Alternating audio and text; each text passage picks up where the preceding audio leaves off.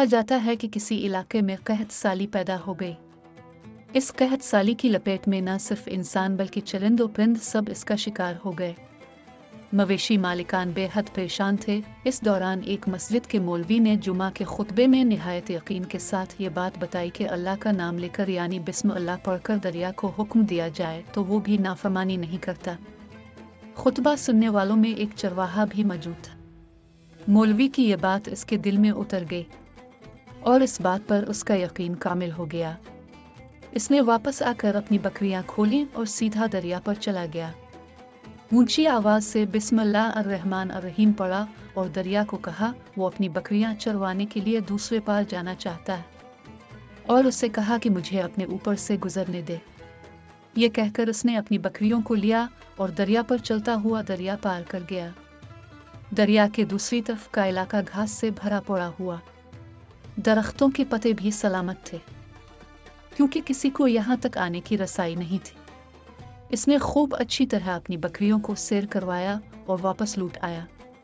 फिर ये इसका मामूल बन गया कि वो बकरियां पार छोड़कर वापस आ जाता और शाम को जाकर बकरियां वापस ले आता।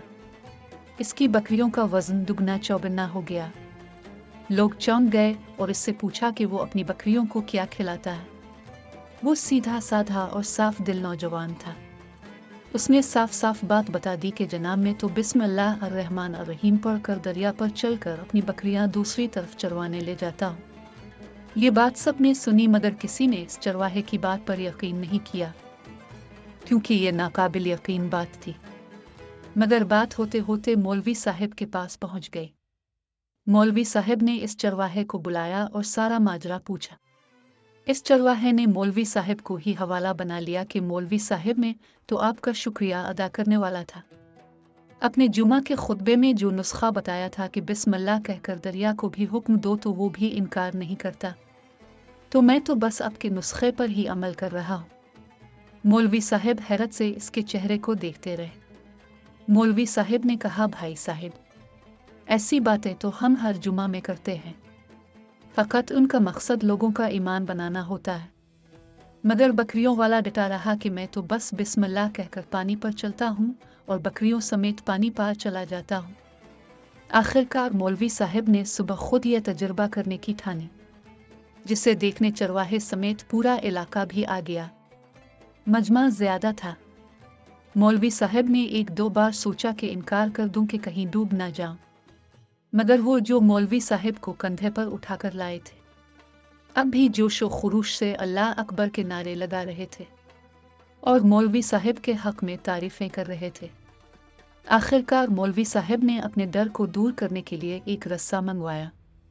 पहले इसे एक दरख्त के साथ बांधा, फिर अपनी कमर के साथ बांधा, फिर डरते डरते ढीला ढाला बिस्मिल्लाह पढ़ा और दरिया पर चलना शुरू हो गए।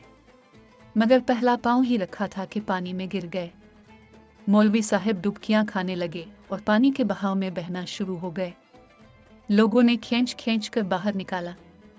मौलवी साहब की इस हरकत ने चरवाहे को परेशान कर दिया कि मौलवी साहब की बिस्मिल्लाह को ये क्या हो गया है, क्योंकि इसका ये रोज का मामूल था। इसके अपने यकीन में कोई फर्क न आया। इसने बिस्मिल्लाह कहकर बकरियों को पानी की तरफ इशारा किया और खुद उनके पीछे चलता हुआ पार छोड़कर वापस भी आ गया। लोग इसे वली अल्लाह समझ रहे थे और उसके हक में नारे लगा रहे थे, मगर वो सबसे बेनियाज सीधा सादा इंसान था। वो मौलवी साहब के पास पहुंचा और कहा, मौलवी साहब, मैं आपकी बिस्मिल्लाह की तारीफ से काफ़ी परेशान था, मगर पानी पर चलते हुए मुझे आपकी बिस्मिल्लाह की बीमारी का पता चल गया। इस चरवाहे ने दरख्त से बंधी रस्सी की तरफ इशारा किया और कहा, मौलवी साहब, ये है आपकी बिस्मिल्लाह की बीमारी, आपकी बिस्मिल्लाह की बरकत को ये रस्सा खा गया। आपको अल्लाह और बिस्मिल्लाह से ज़्यादा इस रस्से पर भरोसा था, लिहाजा अल्लाह ने भी आपको रस्सी के हवाले कर दिया। फिर कहने लगा, मौलवी साहब, आप भी कमाल करते हो।